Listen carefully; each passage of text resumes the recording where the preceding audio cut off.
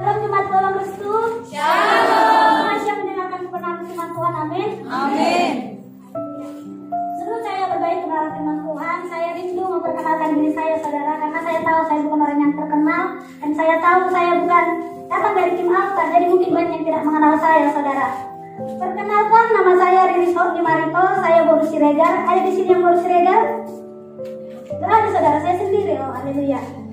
Kalau saya bekerja di Kilang MMC, saudara, saya juga sudah 3 tahun di tempat ini dan saya sudah berusia 21 tahun, walaupun nggak nampak gitu ya, saudara ya. Dan kalau asal saya dari kampung halaman saya yaitu Kota Cane. Ada orang Kota Cane? Nggak ada juga. Oh, ada. Boleh nanti kami balik cuti sama-sama ya, Kak ya. Oh, haleluya. Jarang saya menemui orang Kota Cane di sini, saudara ya. Pada siang hari ini saya rindu berbagi dengan saudara, tapi sebelum saya berbagi kebenaran firman Tuhan, saya ingin tanya saudara terlebih dahulu. Menurut saudara, siapa saudara di dalam Tuhan? Menurut saudara, siapa saudara di dalam Tuhan? Ada yang mau menjawab? Menurut saudara, saudara itu siapa sih di dalam Tuhan? Jawab aja, saudara, gak usah takut-takut. Kalau salah gak dihukum, saudara ya. Dan kalau benar juga gak dikasih sepeda, jadi gak usah takut, saudara. Ada saudara? Gak ada, saudara. Haleluya. Kalau saudara gak tahu siapa saudara di dalam Tuhan, bagaimana saudara bisa memaksimalkan apa yang saudara miliki? Ingat, saudara, setiap kita memiliki yang namanya karunia. Setiap kita memiliki yang namanya potensi. Setiap kita memiliki yang namanya kemampuan dalam diri setiap kita. Jadi kalau saudara nggak tahu siapa saudara, bagaimana saudara bisa memberi yang terbaik buat Tuhan? Kalau saudara nggak tahu siapa saudara, bagaimana saudara bisa memaksimalkan apa yang ada dalam diri saudara, memberinya untuk Tuhan? Jadi hari ini saya ingin mengajak saudara supaya saudara tahu siapa saudara di dalam Tuhan. Saya ingin mengajak saudara supaya saudara tahu bahwa saudara itu orang yang spesial di hadapan Tuhan. Amin. Haleluya. Kita buka kebenaran firman Tuhan yang tertulis dalam 1 Petrus 2 ayatnya yang ke-9 dan ayatnya yang ke-10. 1 Petrus 2 ayatnya yang ke-9 sampai ayatnya yang ke-10. Yang sudah menemukan boleh katakan amin. Amin. Semua sudah menemukan, saudara? Amin. Kita baca secara bersama-sama 1, 2, 3 ayat. Tetapi kamulah bangsa yang terpilih, imamat yang terbaik, Bangsa yang kudus, umat kepunyaan Allah sendiri, supaya kamu memberitakan perbuatan-perbuatan yang besar dari Dia, yang telah memanggil kamu keluar dari kegelapan kepada terangnya yang ajaib. kamu ada yang dahulu bukan umat Allah, tetapi yang sekarang telah menjadi umatnya, Yang dahulu tidak dikasihani, tetapi yang sekarang telah beroleh belas kasihan. Amin, saudara. Amin. Tema yang saya ambil dari ayat ini adalah orang yang terpilih. Amin. Tema yang saya ambil dari ayat ini adalah orang yang terpilih. Siapa percaya kalau dia orang yang terpilih? Amin. Oh, haleluya. Semua jemaat kelam mesti percaya ya kalau mereka adalah orang-orang yang terpilih. Diperkatakan orang yang terpilih, saudara. Kalau saudara melihat saya berdiri hari ini di hadapan saudara orang-orang yang luar biasa, siapa saya, saudara? Saya hanya seorang anak kul. Saya bukan terlahir dari bayi naktar gitu ya, saudara ya. Makanya saya berkatakan mungkin banyak tidak mengenal saya, tapi itulah ketika Tuhan memilih. Ketika Tuhan memilih, saudara, tidak ada yang tidak mungkin bagi Tuhan. Di tahun 2009, saudara, diperkatakan 2020 adalah tahun dimensi yang baru. Generasi milenial akan mengalami sesuatu yang baru seperti itu, saudara. Jadi saya ingat betul, saudara, ketika diperkatakan seperti itu, saya tangkap itu, saudara. Saya tangkap, saya percaya gitu ya. Kalau saya juga akan Tuhan pakai gitu ya, saudara ya. Jadi saya ingat betul, saudara, di bulan 1 saya tulis gitu ya, saudara, kerinduan saya di hadapan Tuhan. Saya tulis di sebuah buku, Tuhan, aku rindu di tahun 2020 aku menjadi salah satu generasi milenial yang Tuhan pakai dalam pendoa syafaat dan firman. Itu yang saya buat sama Tuhan gitu ya. Jadi saudara, ketika saya menulis itu, saya merasa gak percaya gitu, saudara. Saya merasa mungkin gak sih ya seorang anak kul bisa berdiri membagikan firman Tuhan, bahkan bisa berdoa syafaat gitu ya, saudara. Tapi saya imani gitu ya, saudara. Saya imani, saya berkatakan sama Tuhan, Tuhan ini kerinduan saya. Kalau Tuhan kasih, makasih. Kalau Tuhan gak kasih juga makasih gitu ya, saudara ya. Jadi, tapi inilah Tuhan, saudara. Tuhan memberikan sesuatu yang mungkin menurut kita mustahil gitu ya, saudara. Tapi Tuhan kasih. Satu persatu Tuhan genapi kerinduan saya gitu ya, saudara. Tuhan pakai saya berdiri dalam doa terobosan menjadi seorang pendoa syafaat. Saya bersyukur sama Tuhan. Bahkan sampai hari ini Tuhan beri saya pelayanan yang luar biasa gitu ya, saudara ya. Bukan karena kuat hebat saya saya, tapi semua karena kebaikan Tuhan. Amin. Saudara boleh.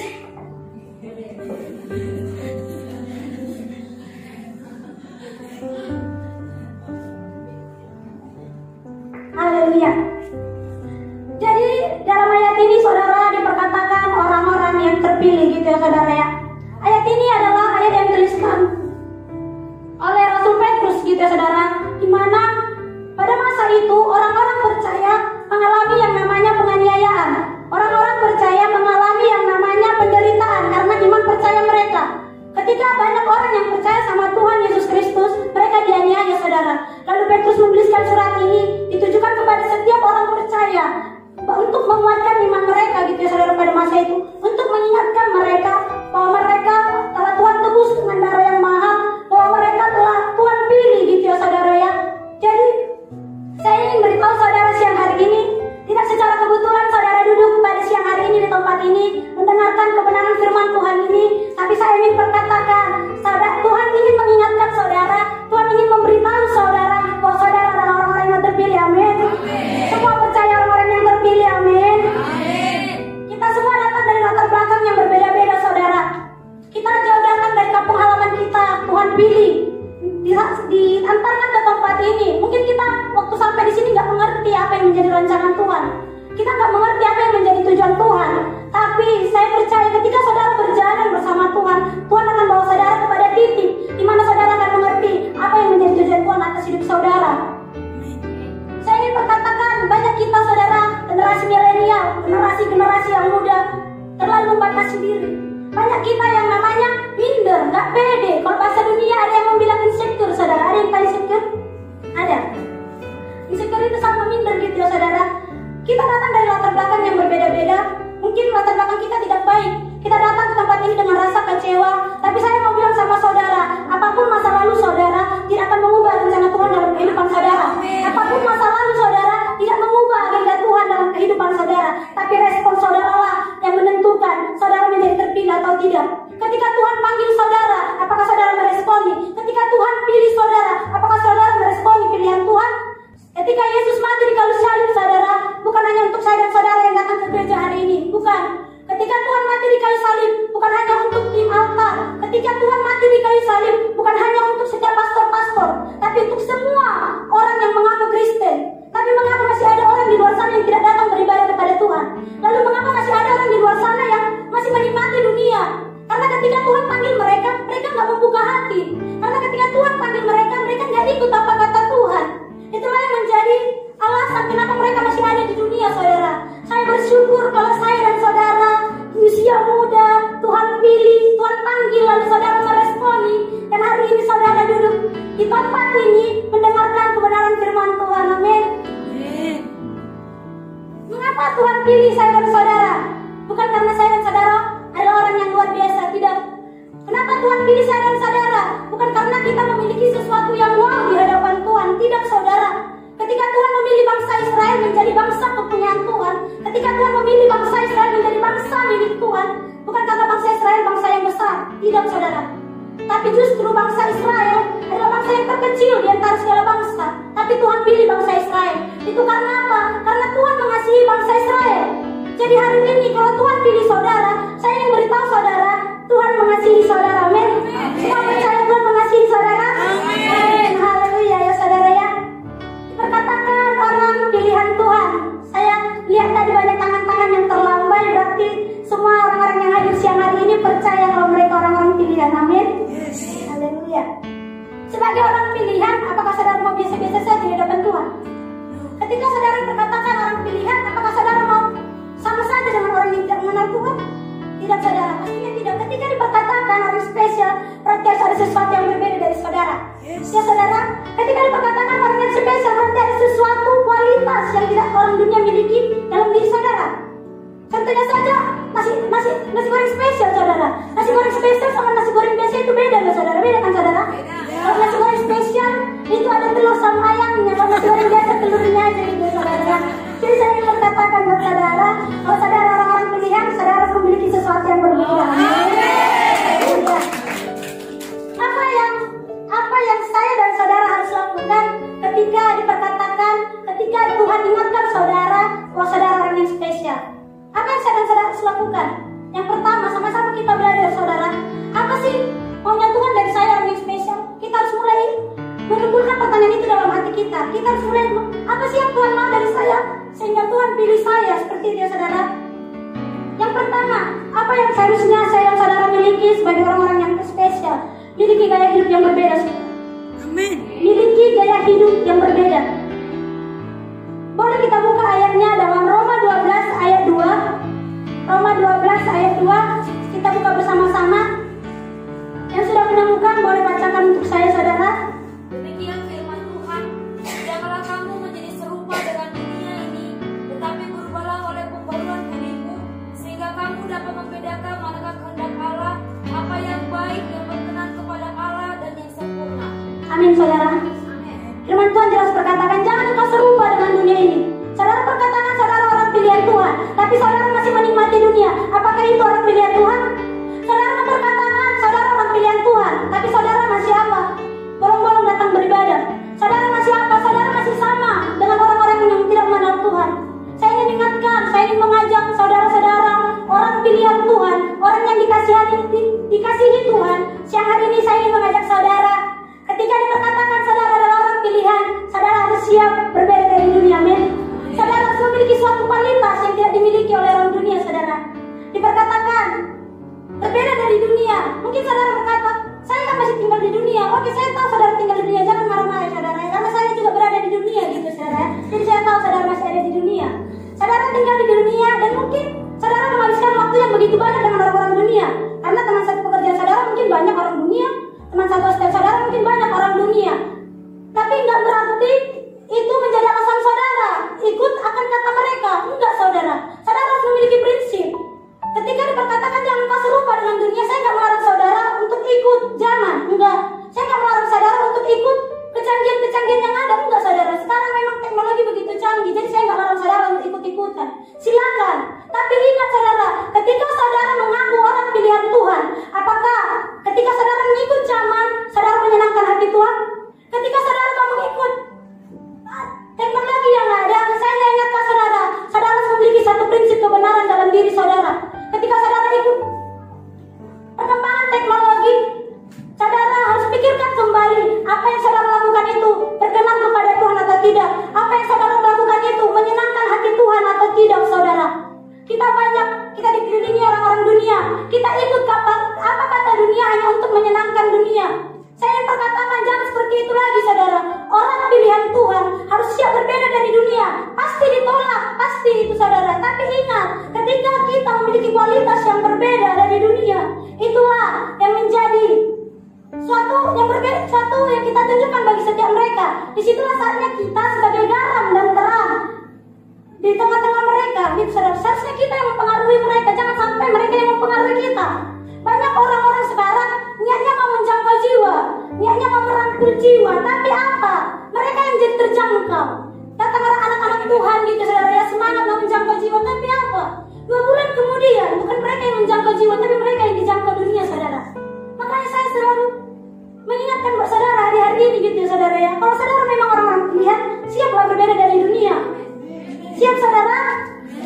Ketika saudara ikut Tuhan, saudara harus siap memperkatakan salib di depan, dunia di belakang. Saudara siap memperkatakan itu, amin? Amin. Saudara siap membuat salib di depan dan dunia di belakang, amin? Haleluya. Poin yang kedua, apa yang saya dan saudara harus lakukan sebagai orang-orang pilihan Tuhan? Apa yang saya dan saudara harus lakukan sebagai orang pilihan Tuhan? Yang kedua, siap memimpin. Siapa siap memimpin di sini? Oh, sedikit ya saudara. Saya diperkatakan siapa orang pilihan, semua angkat tangan. Tapi saya diperkatakan siap memimpin, hanya ada sedikit saja, tidak sebanyak yang tadi. Memang generasi milenial saudara terkenal dengan yang namanya minder. Generasi milenial karena masih muda. Alasan saya masih muda, saya nggak punya pengalaman. Masa sih saya harus berdiri depan orang yang lebih tua dari saya? Masa sih saya harus menjadi pemimpin di tengah-tengah keluarga saya? Masa sih gitu saudara ya. Tapi saya mau mengingatkan saudara hari ini, ketika saudara percaya saudara orang pilihan, saudara harus siap memimpin. Mau nggak mau, siap nggak siap, saudara harus siap. Karena saudara berkatakan saudara orang pilihan Tuhan. Karena jelas saudara diperkatakan dalam ayat yang ke-9, tetapi kamulah bangsa yang terpilih, imamat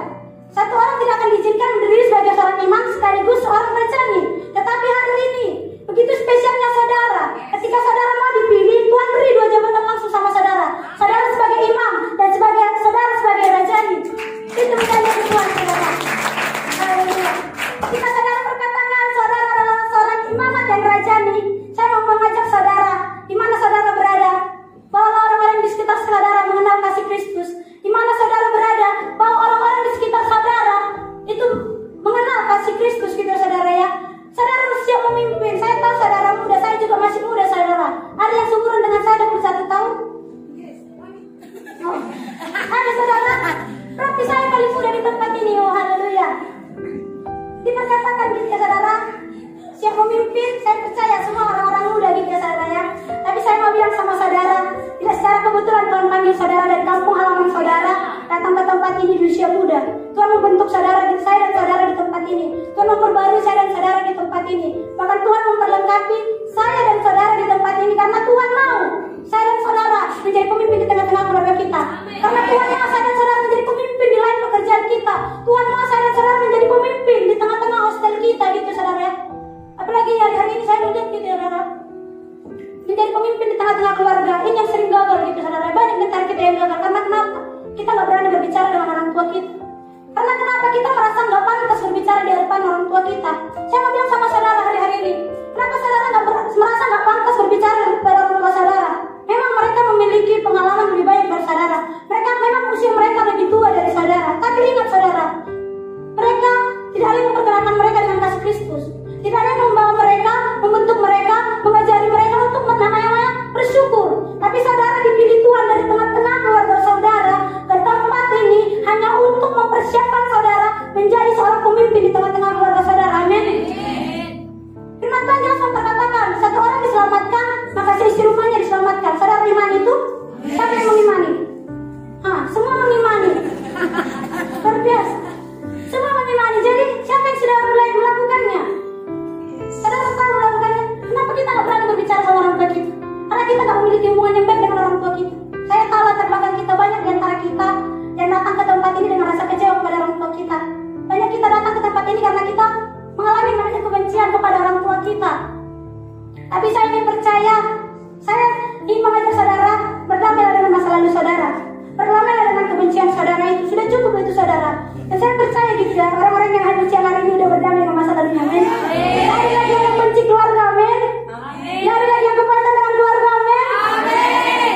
Jangan lagi kepahitan saudara sama keluarga saudara. Kalau dulu saudara tidak mendapatkan kasih sayang dari seorang ayah, ibu, itu wajar. Karena mereka gak ada yang memperkenalkan mereka, saudara. Gak ada yang mengajari mereka bagaimana cara mendidik seorang anak. Gak ada yang mengajari mereka tentang yang namanya firman Tuhan. Makanya itu alasan saudara diantar ke tempat ini. Tuhan mau saudara itu menjadi pemimpin di tengah-tengah keluarga saudara. Jadi saya ingin mengajak saudara, bangun hubungan saudara dengan keluarga saudara. Kenapa kita gak berani berbicara? Karena apa? Kita berpulang sama orang tua kita pas mau gajinya aja gitu saudara. Itu pun kalau mereka yang nelpon. Kalau nggak mereka yang nelpon, kita puji Tuhan gitu ya. Semua selamat gitu. Tapi saya ingin mengajak saudara gitu ya, hari-hari ini janganlah kita cuma video callan sama siapa, entah siapa lagi saudara dalam satu minggu, mau sampai setiap hari. Tapi sama mama papa kita, sama orang tua kita, satu minggu satu kali pun itu nggak pasti. Nggak usah video callan, telepon suara aja saudara, satu minggu satu kali pun itu nggak pasti. Kalau kita nggak memiliki hubungan yang baik dengan keluarga kita, bagaimana kita mau membawa mereka? Kalau kita nggak pernah berkomunikasi dengan mereka, bagaimana kita mau menyelamatkan mereka? Memang saudara, ketika kita berbicara, kita akan ditolak. Itu pertama. Kalau nggak ditolak, itu mujizat itu saudara. Mujizat saya perkatakan. Karena apa? Ketika kita memiliki hubungan yang baik gitu ya, kita Pak sehat gitu kan, tanya kabar dulu dong saudara. Jangan langsung saudara menginjili gitu ya. Saudara bercerita dari Kejadian sampai Wahyu, ya saudara pasti ditolak lah. Saya pun kalau saudara injil dari Kejadian sampai Wahyu, saya pun pusing saudara. Apalagi sama mereka gitu saudara ya. Jadi saya ingin mengajak saudara miliki hubungan yang baik dengan keluarga saudara. Amin. Tanya-tanya kabarnya saudara. Lalu di situ saatnya saudara gitu ya. Maaf Pak, apapun yang terjadi tetap bersyukur ya gitu. Di situ saatnya saudara menunjukkan ada yang berbeda dari saudara. Ada yang berbeda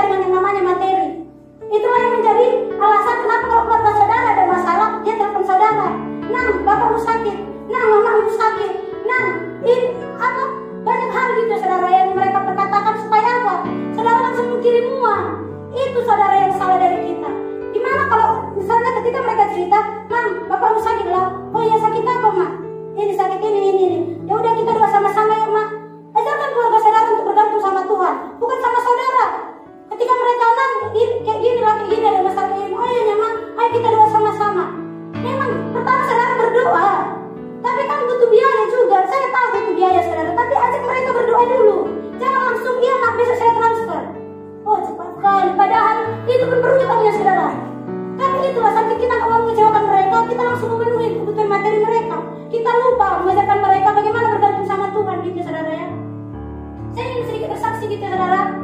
Tanggal 7 kemarin, bulan 9, kakak saya yang pertama itu melahirkan dan dia harus operasi gitu ya saudara ya. Dia salah anak pertama gitu ya saudara. Mungkin kekhawatiran mama sama bapak saya itu berlebihan gitu ya saudara ya. Anak pertamanya harus melahirkan dan operasi gitu. Mungkin takut sekali saudara, takut sekali. Saya pun melihat memang sampai bapak saya nangis saudara. Kayak gini ternyata kalau orang tua itu gitu ya saudara ya. Baru di situ mereka berkatakan, "Nang, kakakmu kayak gini. Oh ya Pak. Ya udah kita doa sama-sama dulu lah Pak. Biar nanti biar Tuhan yang kasih jalan keluar." Itu yang saya perkatakan gitu. Sebenarnya bisa saya langsung kirim saat itu saudara. Karena situ masih tanggal 7, masih tanggal budaya gitu saudara. Tapi saya nggak mau gitu ya saudara. Ya udah Mak, kita berdoa dulu. Terus ketika itu saudara, kami video callan saja saudara ya. Pak, rencana saya mau berdoa gitu ya saudara. Tapi Tuhan ingatkan saya, sudah cukup engkau berdoa kepada keluargamu. Saya membiarkan keluargamu yang berdoa sendiri. Itu yang Tuhan ingatkan pada saya.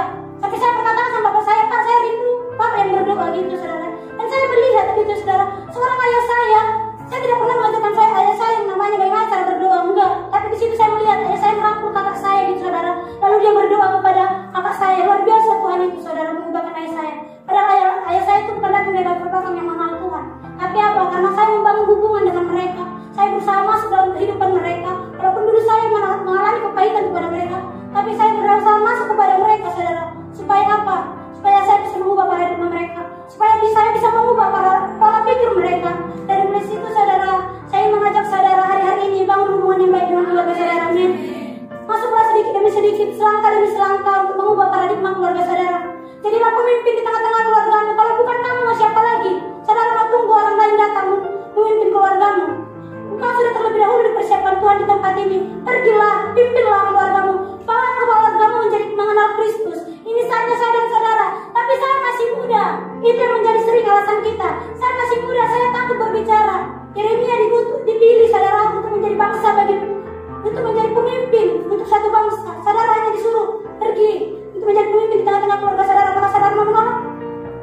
Keluarga saudara adalah keluarga saudara kenal sendiri. Saudara dibesarkan. Apakah saudara mau melihat saudara di sini merasakan sukacita?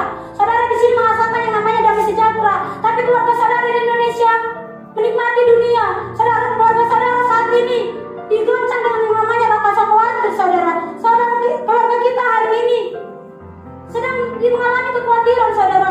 Makanya saya ingin mengajak saudara hari ini pulang dari sini telepon keluarganya, men. Telepon keluarganya, men. Hanya Pak, Mak, sayangnya kalau sama tadi ibadahnya gitu, tanya gitu saudara. Kalau dibilang enggak, jangan langsung saudara marahin ya. Jangan saudara dimarahin. Nanti kalau saudara marah nanti saudara telepon nggak diangkat lagi tuh saudara. Jadi nggak bisa dimarahin. Tapi sedikit mulai masuk jalan lagi Pak gitu saudara ya.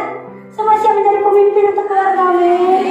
Semua siap menjadi pemimpin dimanapun berada, amin. Haleluya. Yang ketiga, apa yang saya dan saudara harus lakukan ketika diperkatakan saya dan saudara adalah orang-orang pilihan? Yang ketiga, siap menjadi saksi. Semua siap menjadi saksi? Amin. Semua siap menjadi saksi? Amin. Karena diperkatakan dalam ayat yang ke-9 saudara,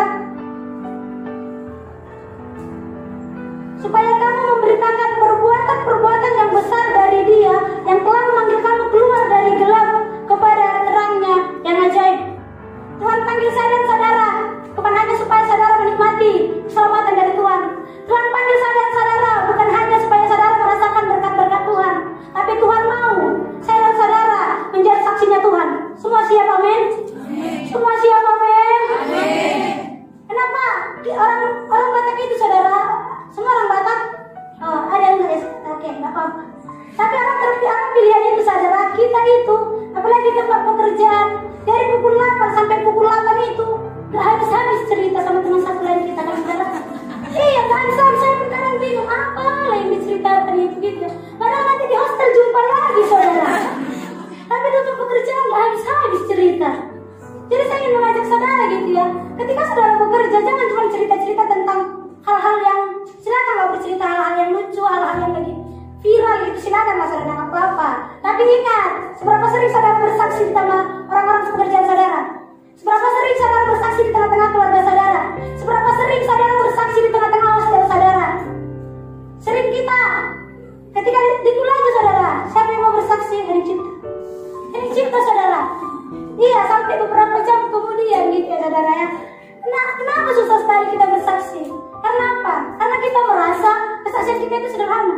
Karena kita merasa perjalanan kita dengan Tuhan itu sederhana. Tapi kalau saudara nggak pernah tahu kan, ketika saudara bersaksi, berapa orang yang terbekati atas kesaksian mereka, saudara? Saudara nggak pernah bercerita sama orang-orang di sekitar saudara bagaimana Tuhan memanggil saudara. Saudara nggak pernah cerita sama orang-orang di sekitar saudara bagaimana Tuhan pilih saudara. Tuhan harus bercerita. Semua datang dari latar belakang yang kurang baik mungkin. Tidak semua, tapi sebanyakan kita yang datang dari latar belakang yang kurang baik. Tetapi hari ini kita luar biasa, memuji, menyembah, belajar taat setia. Tapi apa? Kita nggak mau mengajak orang yang tidak mengenal Tuhan itu, orang yang tidak mau beribadah itu datang sama Tuhan. Kita nggak mau menyaksikan kehidupan kita sama mereka. Kenapa? Kita merasa sederhana aja kesaksian saya gitu. Kita merasa nggak ada sesuatu yang wah yang saya alami sama Tuhan. Kita merasa seperti itu. Tapi saudara nggak tahu, ketika saudara bersaksi, ada kuasa dalam perkataan saudara. Karena jelas diperkatakan dalam Roma, dalam kisah para rasul, saudara, kisah para rasul 1 ayat yang ke-8, bahwa ketika Roh Kudus turun atas saya dan saudara, saudara akan menjadi saksinya Tuhan. Bukan bercerita tentang luar biasanya kesaksian saudara, tapi apa? Ketika saudara mau berkata-kata, Tuhan memberi kuasa atas perkataan saudara. Bukan karena hebatnya kesaksian saudara dia langsung datang ke gereja, enggak saudara. Tapi ketika saudara bersaksi, Roh Kudus bekerja. Roh Kudus bekerja bagi hatinya. Jadi hari-hari ini saya ingin mengajak saudara belajarlah untuk bersaksi gitu ya saudara. Mungkin saudara bukan tidak mengalami Tuhan secara luar biasa, anak-anakku, engkau memang seorang anakku, engkau memang seorang jemaat biasa, tapi ingat, engkau orang yang terpilih. Jangan mau memiliki mentalitas hanya seorang anakku. Jangan mau biasa-biasa saja di hadapan Tuhan. Hari ini Tuhan ingatkan saya dan saudara, kalau saya dan saudara adalah orang-orang yang terpilih. Sebagai orang-orang yang terpilih, saya dan saudara harus siap berbeda dari dunia. Sebagai orang-orang terpilih, saya dan saudara harus siap menjadi seorang pemimpin. Sebagai orang-orang terpilih, saya dan saudara harus siap menjadi saksinya Tuhan. Amin. Amin. Saudara semua siap. Amin. Saudara memang merasa saudara biasa-biasa saja, tapi satu hal yang saya ingin perkatakan sama saudara, hari ini Tuhan ingatkan saudara adalah orang-orang yang terpilih. Sebagai orang-orang yang terpilih, jangan mau biasa-biasa saja di hadapan Tuhan. Ingat, identitas saudara hari ini adalah orang-orang yang terpilih. Identitas saudara hari ini adalah orang-orang yang dikasih Tuhan. Jadi semua harus siap memberi yang terbaik untuk Tuhan. Amin. Amin. Amin saudara. Amin. Saya ingin sedikit bersaksi, masih sempat saudara? Atau dah habis waktunya saudara? Oke. Dulu waktu saya masih kecil, saya bercita-cita ingin menjadi seorang pendeta. Ketika saya masih kecil, saya bercita-cita menjadi seorang pendeta. Sampai pada titik saya orang yang paling suka berdoa saudara dulu. Sampai saya waktu kecil saya sudah berdoa untuk orang sakit. Saya nggak mengerti apa mujizat, tapi saya berdoa. Ketika saya berdoa, saya kasih uang 5.000 pergi jajan. Itu dulu saya. Tapi apa saudara, ketika saya mulai masuk ke SMP, ibu saya tanya saya, baru nanti kamu kalau besar mau jadi apa? Saya berkatakan saya menjadi seorang pendeta. Tapi apa ibu saya berkatakan? Bagaimana kamu mau menjadi seorang pendeta, sedangkan ayah seorang pemalu? Bagaimana kamu menjadi seorang pendeta, sedangkan mama papamu selalu berantem? Saya nggak cium saudara, saya tetap berkatakan saya menjadi seorang pendeta. Sampai ada orang-orang di luar dari keluarga saya yang berkatakan kepada saya, kamu nanti mau besar mau jadi apa? Saya menjadi seorang pendeta. Tapi apa mereka berkatakan hal sama seperti apa yang berkatakan ibu saya? Di situ saya baru cium saudara. Lalu orang yang berkatakan seperti itu sama saya, di situ saya kepailan dengan keluarga saya. Saya merasa gara-gara mereka saya nggak bisa mencapai cita-cita saya. Saya merasa jadi nggak layak sama Tuhan gara-gara mereka saudara. Di situ saya benar-benar benci kepada papa saya. Saya benar-benar benci kepada mama saya. Karena apa? Karena mereka saya nggak bisa menjadi seorang pendeta. Banyak orang yang menjadi menghakimi saya. Orang berkatakan, bagaimana kamu menjadi seorang pendeta? Ketika kamu berkhotbah, akan ada orang yang bilang, siapa tadi yang berkhotbah? Itu loh, itu pendeta yang bapaknya pemabuk itu. Di situ saya hancur hati saudara. Saya tinggalkan keluarga saya nggak mau hidup di depan mereka. Karena saya benci pada mereka. Saya putuskan untuk pergi keluar dari kampung saudara. Saya tidak mau tinggal di tengah-tengah keluarga saya karena saya membenci mereka. Saya benci sekali pada mereka pada saat itu saudara. Sampai pada saya duduk di bangku SMA kelas 2 SMA saudara. Saya berkatakan, "Ma, kalau saya nggak bisa menjadi seorang pendeta, saya udah kubur dalam-dalam itu saudara. Seorang pendeta, saya berkatakan saya nggak akan menjadi seorang pendeta sampai kapanpun. Saya nggak akan menjadi seorang pendeta." Itu yang saya berkatakan sama Tuhan. Dan kelas 2 SMA saya berkatakan, "Ma, saya mau nanti selesai sekolah saya mau jadi sarjana hukum. Saya mau sekolah hukum." Apa saya bilang, pikir-pikir dulu lagi, tidak ada yang mendukung saya. Di situ saya semakin bertambah-tambah kebaikannya. Kenapa tidak ada pernah yang mendukung saya gitu saudara ya?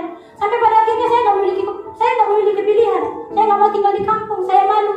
Saya nggak mau tinggal di kampung, saya nggak mau berjumpa dengan mereka lagi. Saya putuskan datang ke tempat ini. Di tempat ini Tuhan perbarui pribadi saya. Kalau dulu saya membenci papa mama saya, Tuhan perbarui paradigma saya, Tuhan perbarui hati saya gitu saudara. Sampai akhirnya saya mengimani. Ketika Tuhan berkata satu orang diselamatkan, maka seisi rumahnya diselamatkan.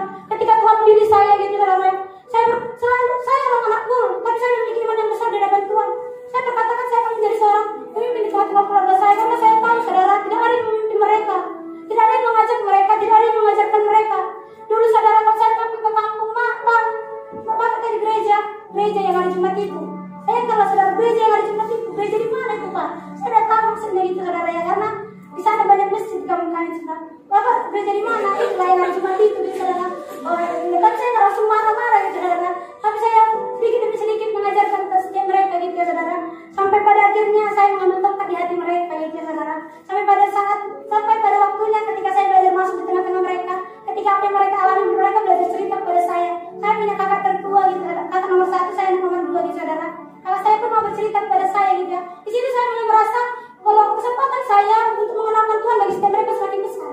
Di situ saya mulai mengambil suatu tindakan bagi setiap mereka gitu saudara ya. Sampai pada akhirnya sebelum Tuhan suruh saya berdiri di hadapan saudara saat ini, Tuhan telah pilih saya untuk berdiri di hadapan keluarga saya menjadi seorang pengkhotbah di tengah mereka. Ketika saya bekerja di hadapan teman-teman saya gemetar saudara. Padahal tiap hari dulu saya tengok orang itu, tapi gemetar juga saya saudara. Saya berkhotbah melalui video call aja saudara. Ketika di situ lockdown-lockdownnya saja saudara ya. Mereka nak pergi ke gereja, mama saya bilang dia rindu mendengarkan firman Tuhan. Di situ saya bergumul sama Tuhan, Tuhan bagaimana gitu ya. Saya takut gitu saudara, saya gemetar gitu, saya masih agak ragu-ragu. Terus saya masih punya rencana, oh ya udahlah saya buat video aja, video call nanti saya kirim sama mereka. Terus mereka dengar aja gitu ya saudara ya, saking takutnya saya. Tapi Tuhan bilang enggak. Jadi pas hari Minggu gitu saudara, kami buat ibadah sama-sama. Saya melalui video call, di situ saya berkhotbah di tengah-tengah keluarga saya. Di situ saya berkhotbah di tengah-tengah bapak saya saudara. Saya berkata sama bapak saya cerita sama bapak saya, dulu saya mengalami kebaikan dengan bapak saya. Tapi saya ceritakan juga bagaimana Tuhan membentuk saya di tempat ini. Sampai saya melihat bapak saya meneteskan air mata. Ketika saya berkhotbah bukan karena luar biasanya khotbah saya, tapi hanya karena saya memperkatakan sama bapak saya bahwa Tuhan Yesus mengasihi bapak saya. Walaupun mungkin bapak saya jauh dari Tuhan, tapi saya memperkatakan sama bapak saya, tetaplah bapak bersyukur kalau bapak ada sampai hari ini. Saya selalu berkatakan sama bapak saya sampai saya melihat air matanya begitu deras. Dan hari ini saya melihat saudara pemulihan demi pemulihan terjadi tengah-tengah keluarga saya. Saya melihat bapak saya saudara, baru nanti di gereja lagi sekarang saudara. Udah nanti dia nelfon saya pulang gereja saudara. Baru nanti udah gereja pak, udah pak, oh bapak pun tadi udah gereja, ini baju bapak kayak gitu saudara. Luar biasa tadi amin. Luar biasa tadi amin. Jadi saudara, saya ingin mengajak saudara hari ini sebagai orang-orang pilihan, siaplah untuk menjadi pemimpin di tengah-tengah keluarga saudara. Siaplah berbeda dari dunia dan siaplah menjadi saksinya Tuhan. Saudara akan melihat bagaimana Tuhan bekerja dalam kehidupan saudara. Amin. Mungkin ini saja kebenaran firman Tuhan yang bisa saya bawakan siang hari ini.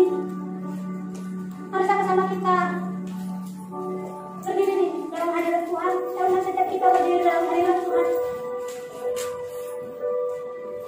Sama-sama kita datang sama Tuhan saudara.